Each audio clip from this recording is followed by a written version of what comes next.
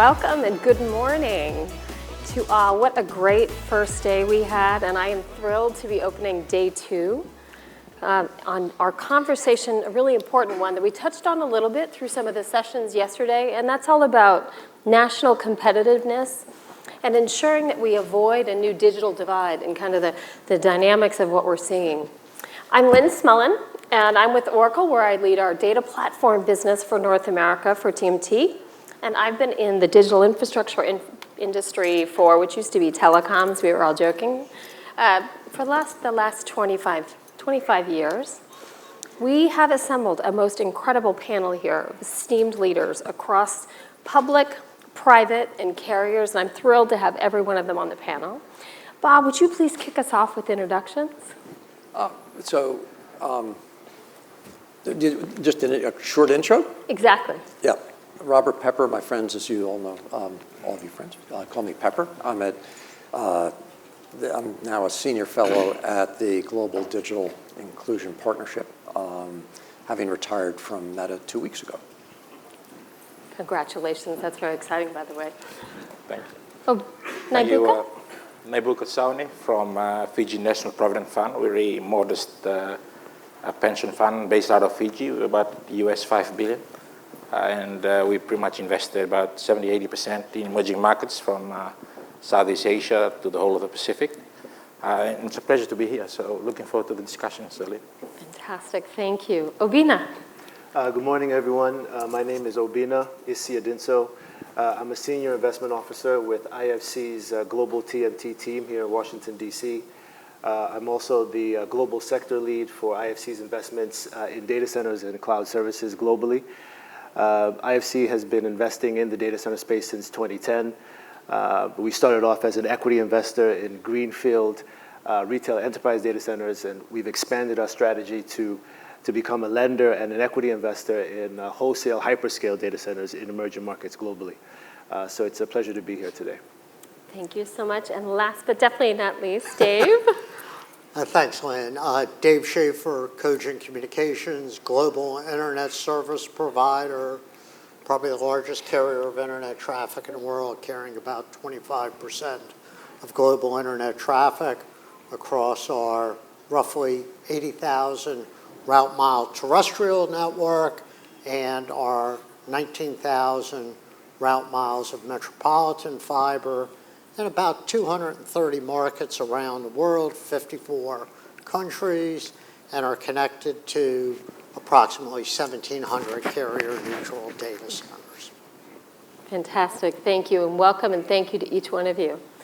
As we take a look at yesterday and what we learned, we heard some pretty incredible statistics there, and we all know it, which is forecasted growth and demand in AI is really driving significant digital infrastructure demand and investment globally, up to upwards of numbers anywhere from $220 to $250 billion over the next couple of years.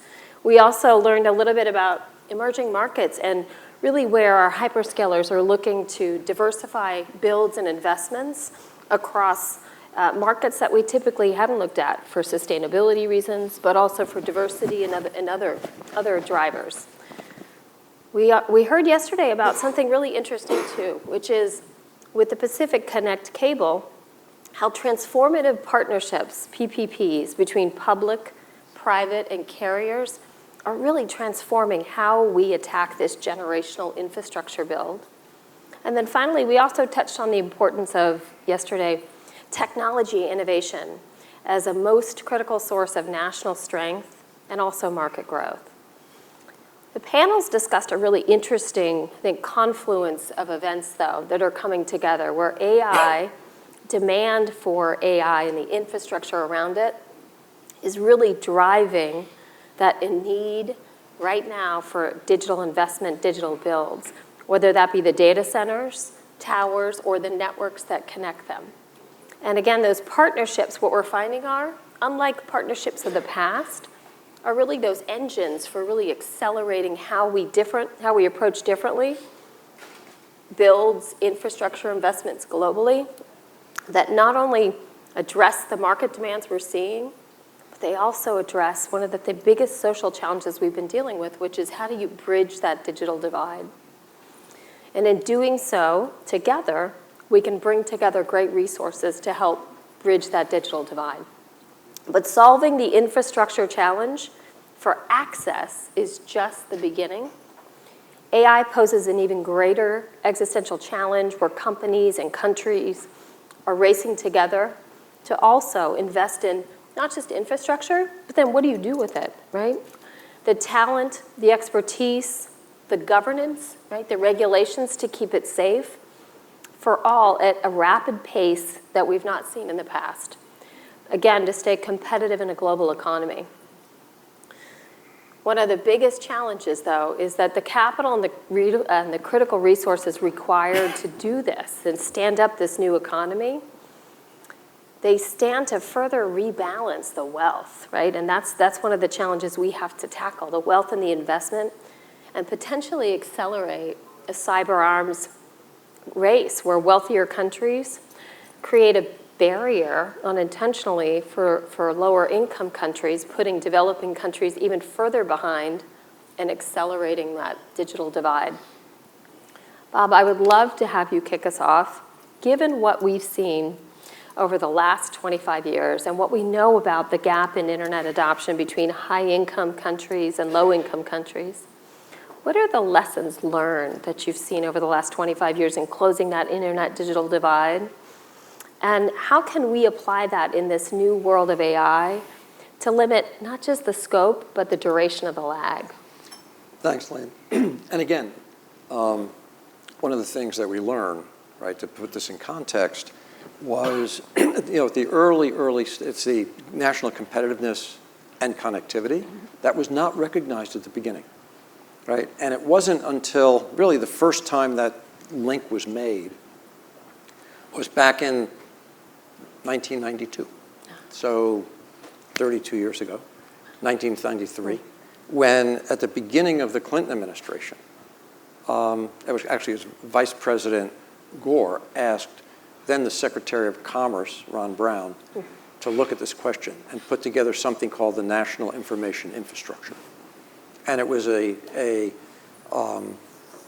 multi-departmental, interdepartmental group that looked at the questions and understood that having the internet, having it available to everybody, and then building the policy infrastructure to attract the investment that led to the development, that was actually important for national competitiveness. And Ron Brown's assistant secretary, a guy named Larry Irving, who was head of NTIA at the time, was the one who, I don't know if he came up with it, but he was the one who popularized the phrase digital divide because it captured everybody's imagination, right? And that's something that, we've been talking about. I'm going to put this in a little bit of the context. About fast forward 15 years, the UN Broadband Commission, right? By the way, when you would at that time talk to other governments, ministers, regulators, right? They'd go, this internet thing? At the time, there's probably only 15 million people on the internet. And as more people got on, right, as with most technologies, the first adopters were in high-income countries. US, Japan, Europe, not the developing world. By the early 2000s, right, the UN Broadband Commission said, this is actually important, and countries need national broadband plans to think about broadband, the infrastructure, but to get people connected. And so the initial focus, by the way, at that time there were only a handful, less than a dozen countries that even had any kind of a plan. As a result of what the Broadband Commission did, within a couple of years, there were over 160 countries that had national broadband plans. And the initial focus was on the infrastructure, the technology, getting access to the internet in terms of being able to actually have a network to connect to. And you heard yesterday this statistic that, well, we have a digital divide still, persistent, 25% of people on the planet don't have access to the internet. Well, actually, that's not correct. Only about 4 or 5% don't have access to a network. 2 billion, out of the 2.5 billion people not connected, 2 billion people could be. There's a network available. But what's keeping them from being connected? And this is some of the work that I've been doing over a number of years with The Economist. We built a time series called the Inclusive Internet Index, looking at about 54 indicators across 100 countries. And about 5 years ago, what flipped, it was no longer an access gap or a connectivity gap. It was a usage gap. And so the question is, what prevents the 2 billion people who could be connected not to be connected? Affordability is the biggest one. And affordability of devices, not just the service. Digital readiness, skills, people skills, and then also relevance. So if we take those lessons learned, the question that you're asking is, in this world of AI, with all of its potential benefits we've been talking about, what's going to prevent a new digital divide from growing? Right? Going backwards, not forwards. So I'm going to reframe it, and I like the way you teed it up. Yes, digital divide is a great bumper sticker, but it's really about how do we minimize both the substantive but also time lag gap? How do we take what was in the internet a 25-year journey to essentially know how to closing that gap? And how do we compress that time from the deployment and use and benefit of AI in the high-income countries, and then the middle, then the low-income countries? It's about having the benefits of AI available to everybody, including the low-income countries. And how do we compress that lag time to 5 years, 10 years, not 25 years? That's what's unacceptable. So to me, right, those are the questions and how to frame it. Some of it is infrastructure, but frankly, most of it is not. It's about people infrastructure, people skills. How do I use how do I use AI, especially small business, which is so important in emerging markets and small countries? How do small business people globally take advantage of it? How do we use these large language models and develop them into the more vertical, smaller, focused models that don't require, 150, 200 megawatt data centers to train, right? You don't need that. What about the compute at the edge? There are infrastructure and ways to do that. And by the way, yesterday somebody asked about how do we democratize AI. One of the most powerful ways to democratize AI is to have the big language models open source. Because otherwise, it's going to cost too much. How do you make the models available so that people can use them and make it affordable? The last thing is, we've been talking about AI, and you raise the existential questions, the guardrails, the regulatory issues. AI is a great label, but not all AI is Gen AI. Right. All right? I don't think we need, nor do I want regulation, telling either, Google with Android or Apple with iOS on how to,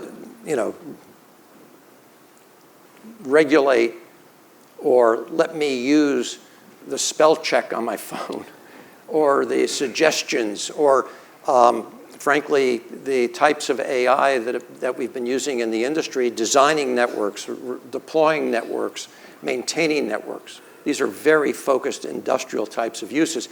Machine learning, we've been doing this for decades. 40 years. All right, so this label AI is, I think, creating a lot of excitement, hand-wringing, what's real, what's not. We're going to talk about some of that next session as well. But in any case, I think the context of how do we avoid a digital divide in AI, and how do we use AI to enhance national competitiveness and not let anybody fall behind. Excellent points. Dave, do you have some thoughts here with your experience in Cogent and the network side of that, your perspective working with small businesses and how they're tackling it here, but more importantly, what are some lessons you've seen that we should be considering as we look to tackle this? You know, so the internet is unique in many attributes, as Bob mentioned, and it was very much a US-centric phenomena. In '99, when Cogent was founded, 85% of internet bits either originated or terminated in the US.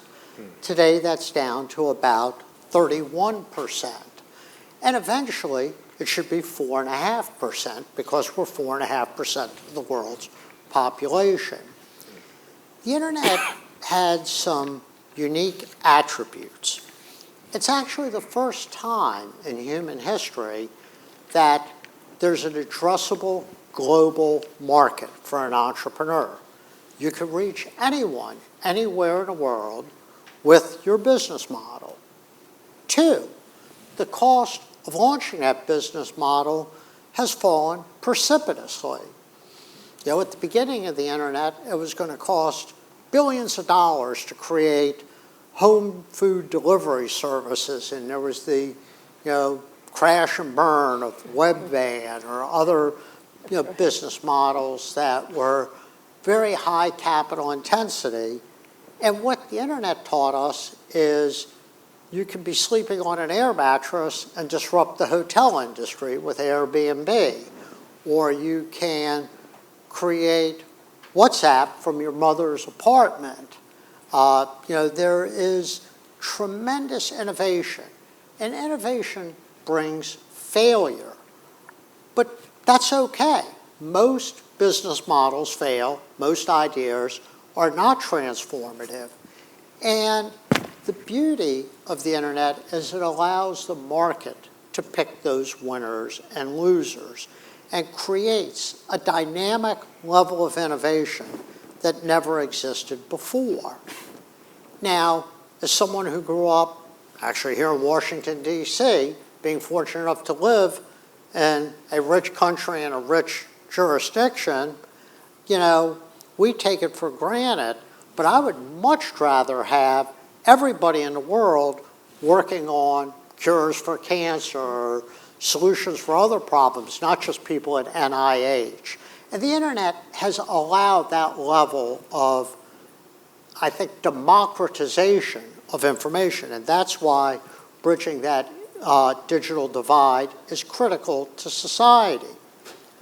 The second thing the internet did, which people don't talk a lot about, is it actually destroyed the telecom industry.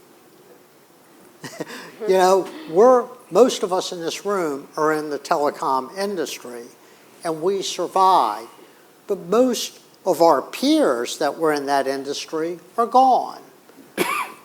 AT&T at its peak, when it controlled 85% of the customer base in the United States, old Ma Bell, pre-modified final judgment, represented 2% of GDP of the richest country on the face of the earth. There's never been a company in the history of the world that had that much economic power. At its peak, telecom services represented 4.5% of GDP in the OECD countries. Today it represents about 1.1% of GDP, and it's probably heading to below 0.5%. That's really hard for people in the telecom business to survive. We're talking about AI, and what are the business models? What is the surviving model? Not clear at all. Everybody 20 years ago was talking about the internet. But what is the surviving business model of the internet? When Cogent was founded, there were 1,600 institutionally funded companies that focused on competitive telecommunications. And 25 years later, there's less than a dozen of them left. And why is that? Because the internet didn't have its own network. It sat on top of other networks. It sat on top of twisted pair, coax, fiber, mobile, wireless, fixed wireless, satellite, and even in rare cases on electric lines. And as a result, you had what was a natural monopoly where there should be one provider and you had 5 or 6 different competing intermodal service providers with dozens of other businesses sitting on top of them, driving down the profitability and destroying the invested capital. We need private capital to fund the next generation of infrastructure. But we need to have an environment that ensures returns. I know that sounds terrible, that almost sounds communistic or regulatorily invasive, but the reality is what is working now is not working for service providers. You know, the telecom industry saw $2 trillion of value destroyed. Now, society probably got $20 trillion of value out of that. And we didn't have the correct regulatory framework to make that work.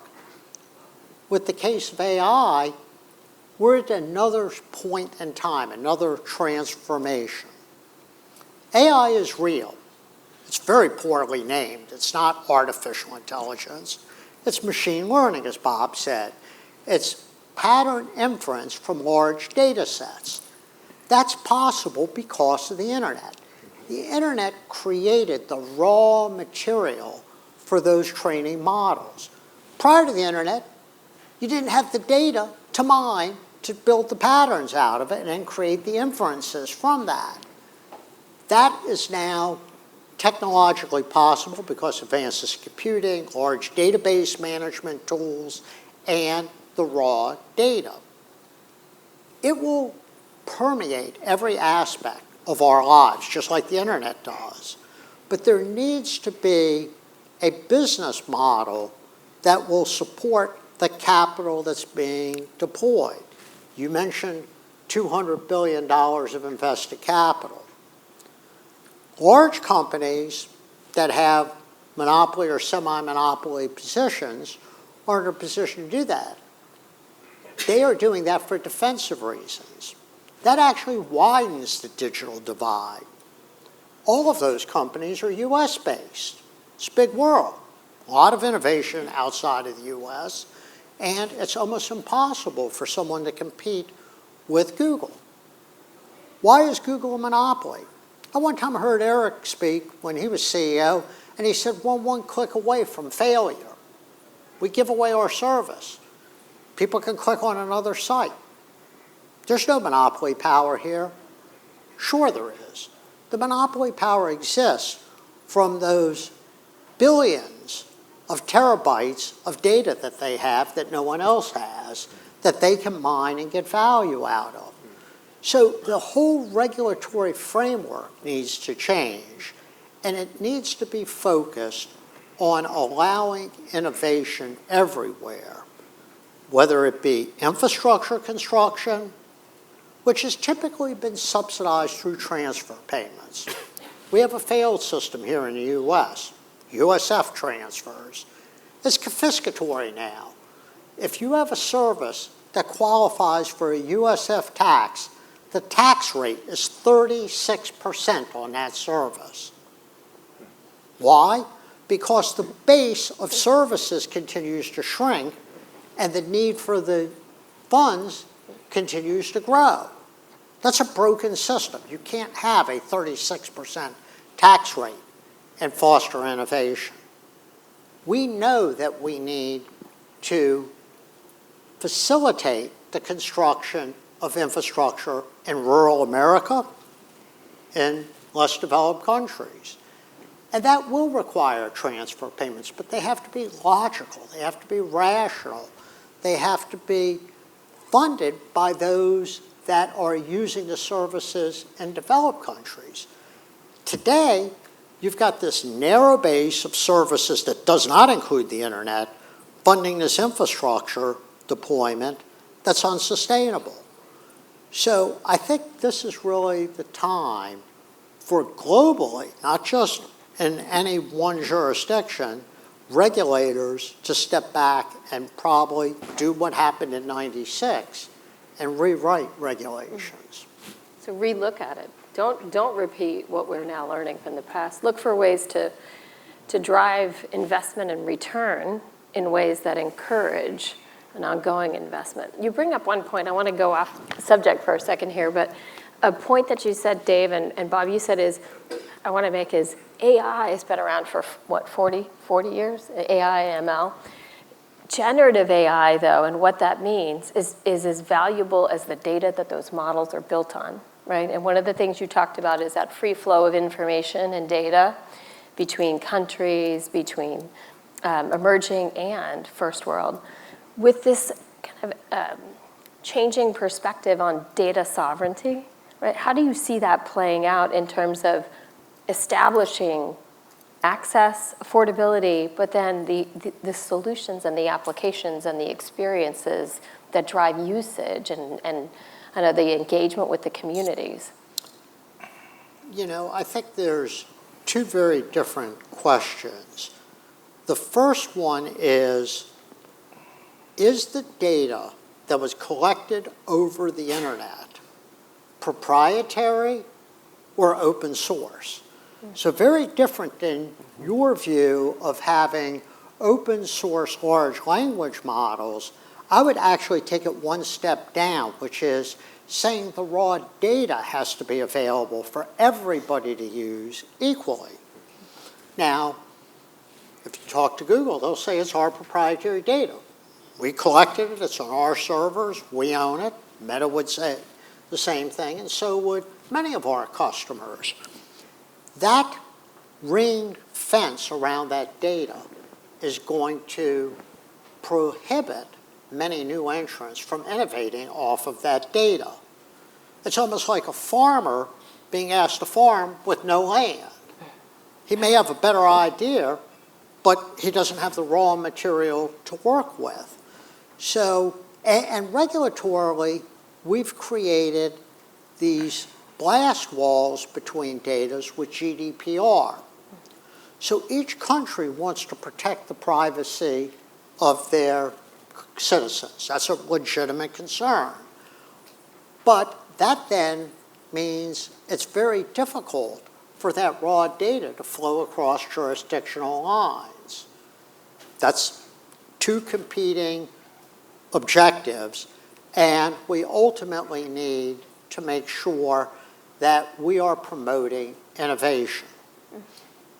And there's ways to protect proprietary data and still make the underlying data that's used for training on an anonymized basis available to all. So again, the current constructs of ownership and property rights don't really apply to what exists here. So, you know, there's a lot that has to change. And, you know, I almost wish AI was not called AI, because that's not what it is. Yeah. It will someday be artificial intelligence. We will have machines that cognitively think, but we're still decades away from that. And what we have now is data mining from large data sets to develop patterns that then can be used to project into future events. I know that's a mouthful. It's a lot sexier to say AI. But we need to understand that that inference is going to impact every person in the world and every business activity, just the way the internet has. So while there may not be a couple billion of people that use the internet, I guarantee their lives have been impacted by the internet, whether it be in dissemination of information or regulation or goods and services that they consume. there's almost no aspect of life that today in the modern world hasn't had the internet somehow modify what that was from a pre-internet day. And we need to think about the world of AI the same way. In 10 years, there won't be a standalone AI business, but everything we do will have been influenced by AI. I agree, absolutely agree. Obina, you have an interesting role at the IFC where you have seen through from an investment lens, right? Yes. The changes and what's happened and lessons learned for trying to bridge that digital divide. Could you share some of your experiences and thoughts that you've learned over the last 25 years? Yeah, thanks, Lynn. As you said, the IFC, we are the private sector arm of the World Bank Group. So we're both a lender and an equity investor in infrastructure projects and companies in emerging markets globally. And we've been investing in digital infrastructure now for 25 years. So we started off investing in mobile networks, and we've expanded gradually to also include towers, broadband businesses, as well as data centers. And one of the lessons I would say that we have learned over time is that markets essentially are growing at a different pace. And so markets start off small, but over a 5 to 10 year period, we never know where these markets will end up in terms of their growth. So for example, we were an early investor in mobile networks in Nigeria, for example. And one of the first mobile operators who came into that market, MTN, originally assumed that the mobile market in Nigeria would be a 10 million mobile subscriber market. And we know today that the Nigerian mobile market has grown to multiples of that size. And so we could see that given the population, given the growth of that market, and given the demand for access, we were very supportive of investing in that project, and that has been one of our most successful digital infrastructure investments globally over the past 20 to 25 years. The same thing in South Africa. We were one of the first investors, initial institutional investors in the leading data center player in South Africa, Terraco. That when we invested in 2014, the South African market was less than maybe a 20 megawatt market in total. We exited our investment 5 years later, and we did very well on the investment. It's one of our most successful data center investments globally. But today, the South African market is a 200 megawatt market, and it's grown some multiples over the past 10 years. And now South Africa is about 50% of all of Africa's data center capacity, and that trend will continue. And one of the interesting things is that South Africa has now also become a regional hub. So all of the U.S. hyperscalers have set up availability zones in South Africa. They're using that as a base to not only to provide enterprise services and cloud services to companies in that country, but they're also using it as a location to service West and East Africa as well. So that was, we didn't expect that market would grow, but we saw that there was demand there. A third market that we were an early investor in, Turkey. We were an early investor in a retail enterprise data center in the Turkey market. And that market didn't develop the way we had expected. It did not take off, especially in terms of IT outsourcing. Companies in the Turkish market were not as aggressive in terms of being able to outsource their IT infrastructure needs to carrier-neutral multi-tenant data center operators, which really drives our strategy in the sector. And then at the same time, we didn't expect that, or we didn't see that the government, the macro issues in that market would continue as they had. And so that market really didn't take off the way that we had expected. And so we were able to exit our investment, fortunately, after a few years. But that is a market that we expected actually would be, much larger, given its population size, given its sort of, strategic placing where it is. So I think the key point there really is that, markets, especially in emerging markets, tend to grow at different paces. So it's important to keep monitoring and sort of keep tabs on these different markets. I think the other thing that we've learned is it's also important to have, a balanced view towards regulation.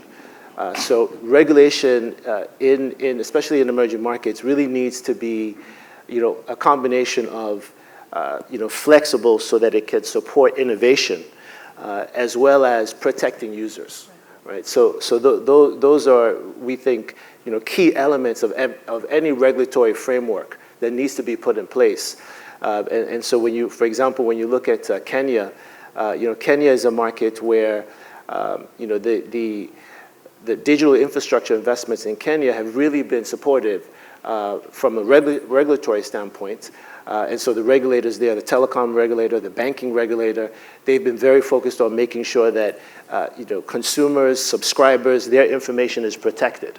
But at the same time, Kenya has become, one of the leading markets in regards to mobile payments and other financial services because of the innovation that has come out of, the mobile network segment.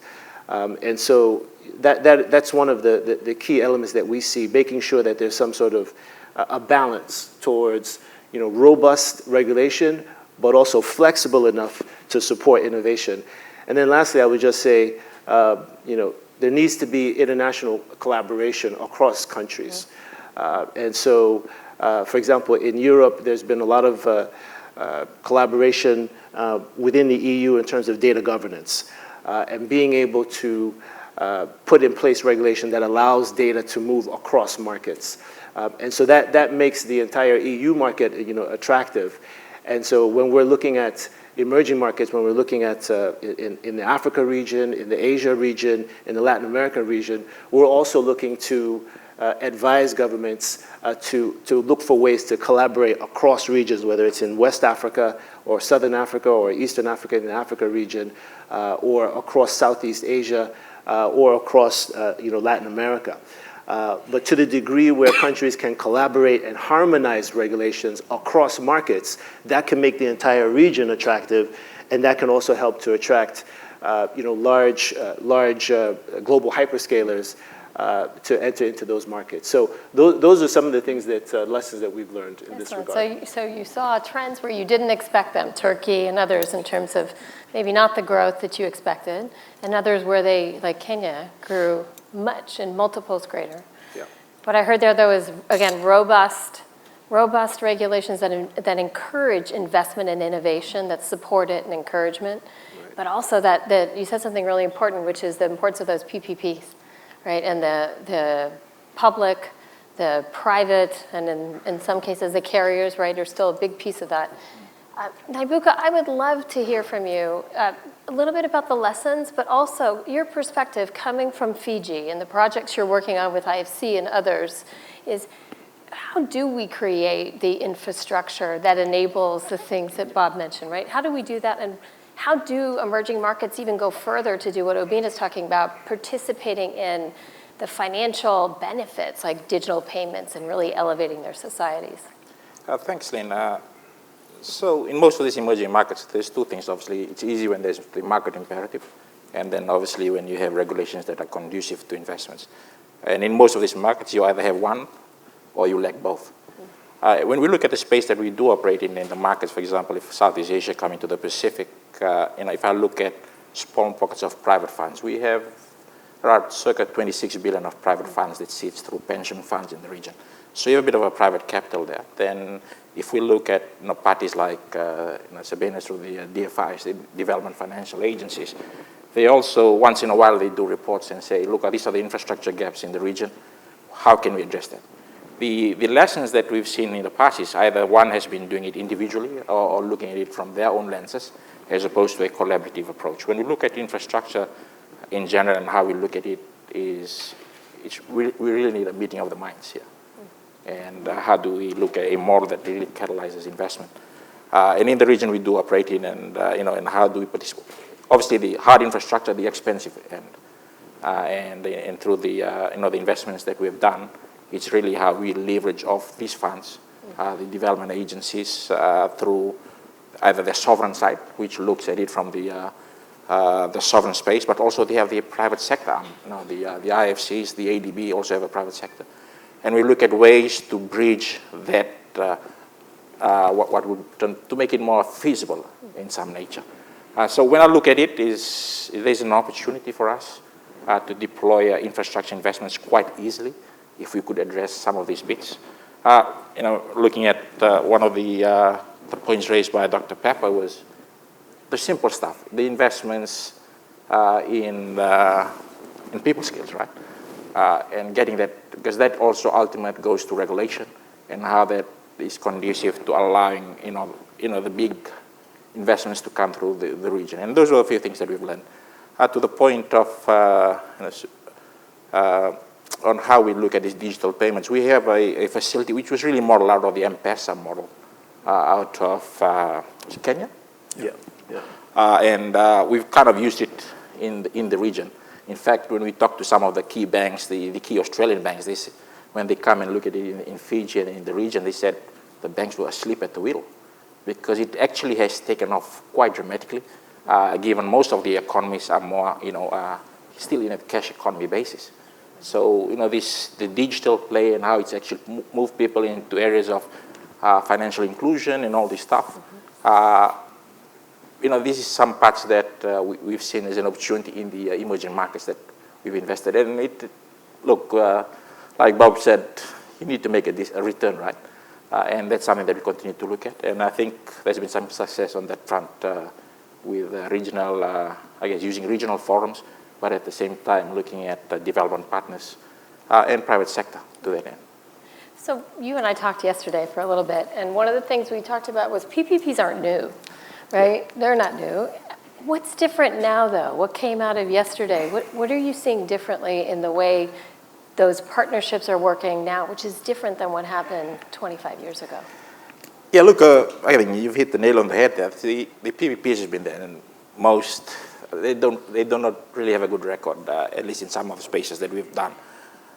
For this one, it's quite different. For example, let me look at the Pacific Connect. I think Brian's sitting somewhere here. Right. Obviously, for them, there was a market imperative there, and one of our colleagues said yesterday, the cable was passing in front of us, right? There was an opportunity for us to leverage off that, but also, as you know, I think Ambassador Fink said, look, for a small size investment, there were some geopolitical outcomes that could happen as well. Mm-hmm. So we used that opportunity, and I think it was a meeting of the minds, and from the private sector, we also had the carriers that had an incentive there, where the investments mobilizing, catalyzing some of the investments, and obviously just a group that saw this opportunity and see how best we could roll that forward. And I think as long as it ticks everyone's boxes in terms of ensuring the outcomes are achieved, and I think hopefully it's something that we can replicate elsewhere as well.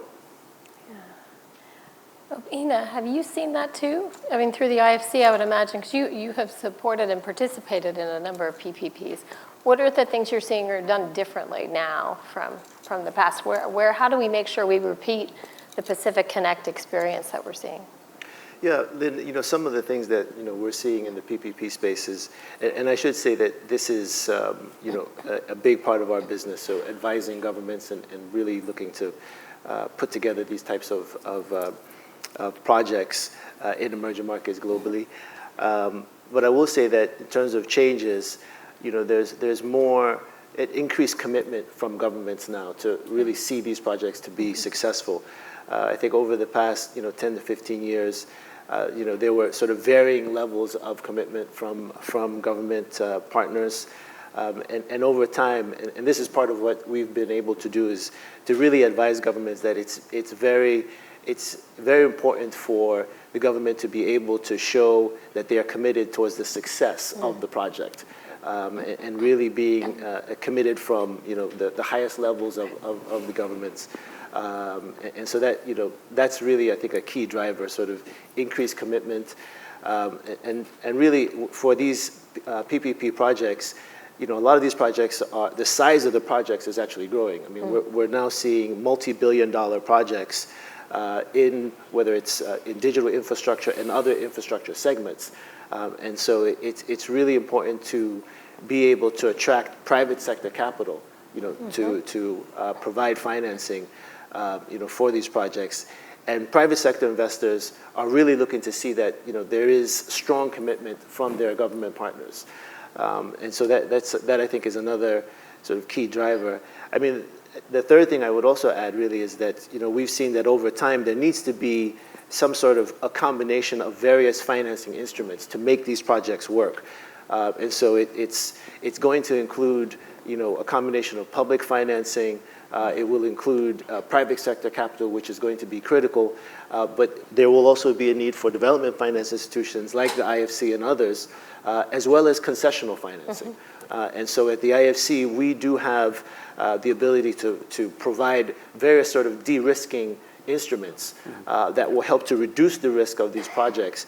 But being able to bring these different elements to the project has also helped a lot of these PPPs be successful.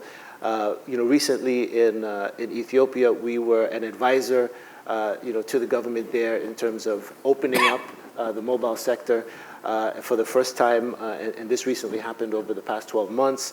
And so the government was able to successfully, issue another mobile license, which allowed a global player to enter that market and now increase competition in that market. Over time, that should lead to lower prices and increased connectivity in Ethiopia. And so that was. And in that example, we were able to bring a combination of IFC sort of debt financing, equity financing, concessional financing, as well as MEGA guarantees as well. So this was a multi-billion-dollar project in that market. And eventually that will also lead to the development of greenfield data center capacity. And Ethiopia is a very low-cost energy market. And so over time, that could be a very interesting opportunity. So I think those would be some of the things that we have seen in terms of being able to support PPP types of transactions, having strong government commitment, being able to bring various sort of financing instruments to support these projects, particularly as they're growing in size, and being able to have the capacity for the government to continue on after these projects have been set up. I think that would probably be the most important element I would add as well. Just on that one, what Abina said, one of the things that emerging markets do have, and that's something that comes out of DFIs, right, Development Financial Agencies, is they have access to concessional facilities. Right. And I remember one there's about 40 years at 0.5%. So it's an opportunity for, I guess, developers as they come and go to a certain country and to say, look, I think you can access these, but these are the benefits that we'll bring in terms of the development of the economy. And obviously for private sectors, what we do look is definitely a downside protection, which I think the MIDA does. And those are a few things in terms of credit enhancements or guarantees. So I think there's an opportunity to unlock a lot of these emerging markets, given the facilities that are available. Right, and very interesting. And one of the things I think I've caught through this entire theme is that one of the differences is this has been demand-driven, right, versus speculative build. Truly demand-driven with, in this case, machine learning, data modeling, large language models, but truly, right, versus speculative builds that we might have seen before with consortiums and different cable systems. Bob, I'm going to go back to this point you brought up in the beginning, though, which is the infrastructure is just the first stage, right, is getting the infrastructure there. Super important stage, and it takes strong commitment from the government, strong and flexible regulatory environment, but also flexible finances. But then what, Bob? Like, where do we go? Where should we be looking at? Yeah, so I think Albina makes some really good, they're all really good points. The infrastructure is foundational. Without it, nothing happens, right? But it's an enabler. And so the question is, where are we on the infrastructure, right, to enable sort of the machine learning, right? Let's call it that, Dave, for the moment, so that we actually can begin to get some of those benefits. Right. And that's what we're beginning to see. The other thing is your point about it's demand-driven. Mm-hmm. Some of the large infrastructure investments that we're seeing, companies over the last, year, right in the latest earnings calls, of, you're looking at the large hyperscalers talking about anywhere from $10 to $20 billion capex investment per quarter. Per quarter. Right. Very speculative. Dave's point, what's the business model? How do you monetize it? There's a lot of experiments. It's very risky, right? And if you go back to the early days, even Dave, Cogent, it was a big risk at the beginning, right? It was a big bet. You didn't know whether it was going to work, right? You thought it would, and it did, which is great. But you also point out that there were failures, right? Risk capital, failures. It's okay. You pick yourself up. You make your next round. What's important, though, in emerging markets, right? And the big value and the sort of special sauce of IFC is exactly what Albina said. It's de-risking, right? So you can do is you need the risk environment, the risk investment, right? Because you don't know exactly what the answer is. And unless we have institutions like IFC, right, and what you're doing in Fiji, that lowers the risk, right? You increase the opportunity for investment in the middle and lower income countries sooner than having to wait at the tail. And that's what's extremely, extremely important. And I want to go back to, again, I was talking to some of the people here who are building AI models that are narrow, they're small, they don't require large data centers, and some of these are pretty amazing, including, I saw you out here from a little company in Australia called RAL that's, building using AI for medical care, health care for people with dementia that's being done locally. And they have a business model. They actually are getting revenue from these things. And so it's not one size fits all. And there's a big range. And again, a lot of the discussions on the large language models for Gen AI, but there's a lot going on, in fact, where there are existing business models. Take a look at enterprise machine learning AI, right? There are companies that are profitable selling AI solutions for enterprise, airlines, transportation, medical, et cetera. So again, it's not one size fits all, but I do think if we're talking about emerging markets, the ability to de-risk is essential. And this is the big aha from 25, 30 years ago where IFC has, in this sector, has made a huge difference. Yeah. Such a great point on de-risking, right? Because that was the pitfall from before. Yeah. As you mentioned, 1,600 CLACs. I forgot that. That's 1,600 of them. There were 16,000 or whisks 1,600 or something. It was crazy. Remember those days, Dave? Unbelievable. It was crazy. All right, we're getting close to the end, but I want to get one more question in, which is many computer scientists have noted, one in particular just yesterday that I won't name, that the new technology AI is only as effective if it can collect data freely and openly across the internet. We had that discussion yesterday with Mark, right? And another leader asked, where's the line between data sovereignty and xenophobia? Dave, what are your thoughts on how this is going to play out? We touched on it a little bit in the beginning, but I'd love to get your perspective of how you see that's going to play out, and does that matter for developing countries trying to adopt ML, we'll call it machine learning, and the innovative solutions around it? So what is probably certain is it won't play out the way we think it'll play out. And there will be new business models, new innovations, and new applications that we are not today thinking about. Very rarely does technology advance in a linear fashion, but also there is very little innovation in something that someone has never seen before. I know Steve Jobs said that's what we do. We sell things that people never had before, and that's what innovation is. That's really not what innovation is.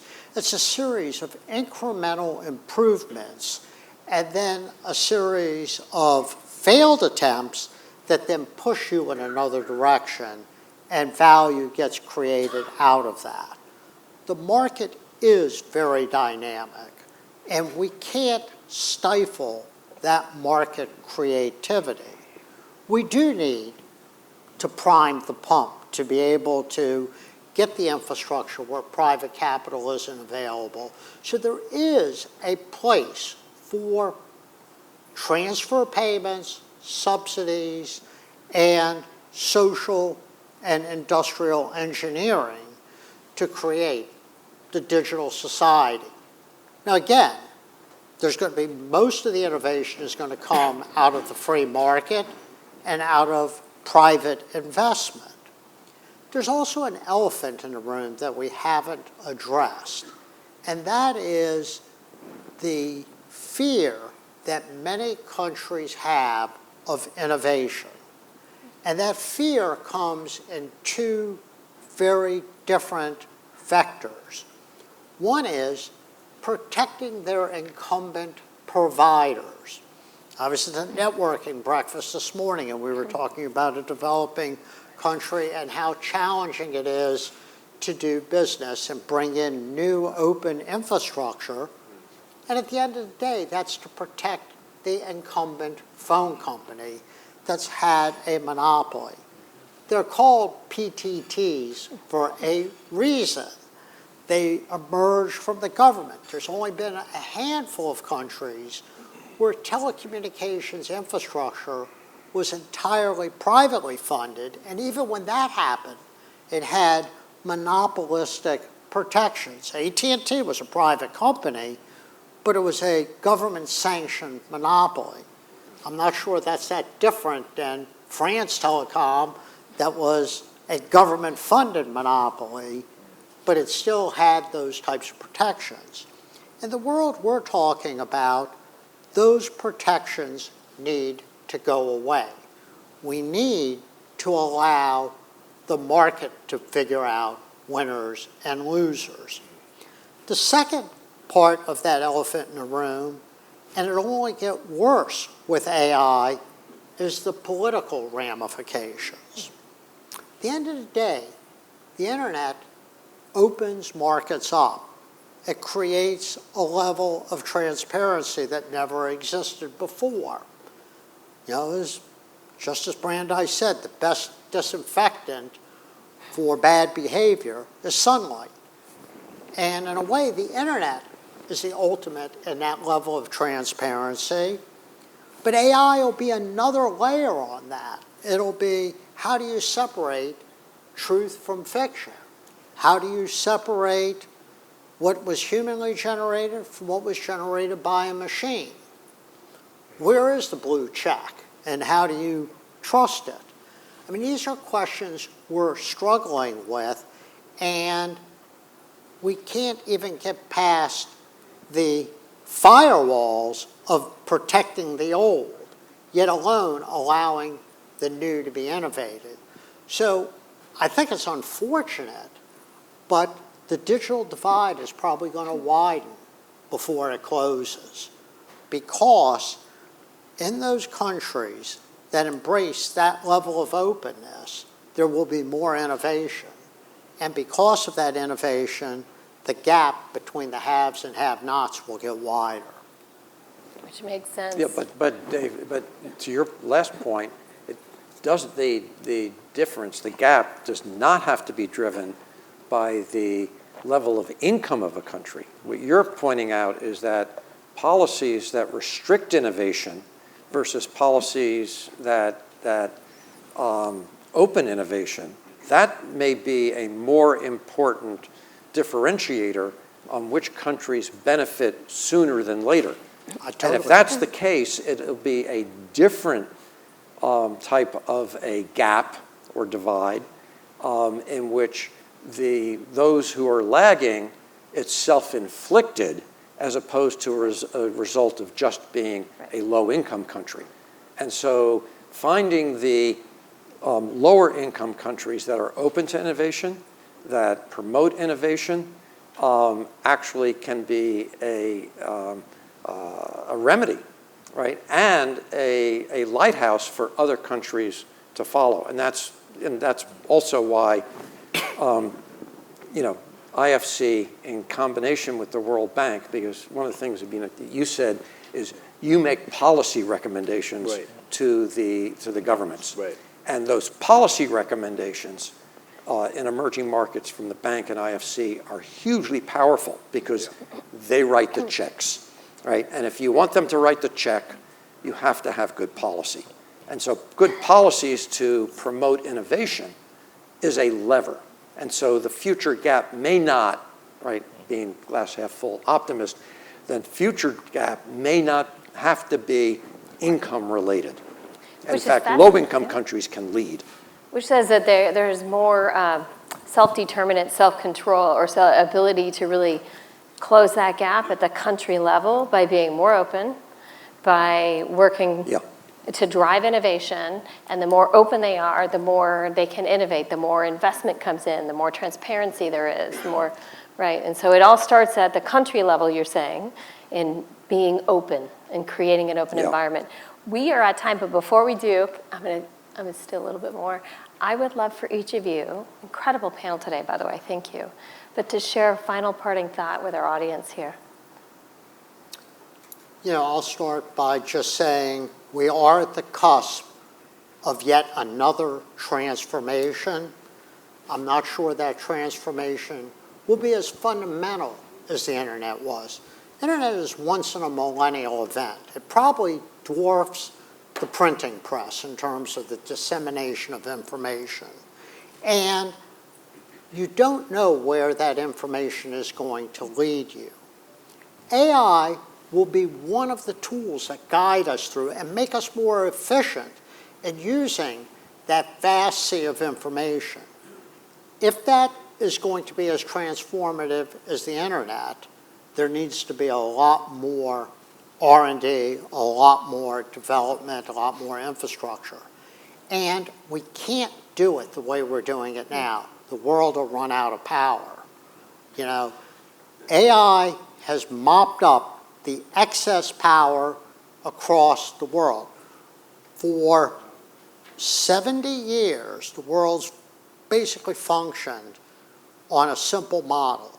2% GDP growth, about half of that comes from population growth, about half of it comes from productivity improvement, and a 1% improvement in conservation. So as a result, the generative and distributive power in the world grows at about 1% a year. We're seeing a shock to the system now with AI. It's taking 2% of all of the world's power. That's mopped up all the excess, but that's gone. Now where's the next level of power come from? And to build generation, whether it's gas or even coal or nuclear power or hydro, and then build a distribution.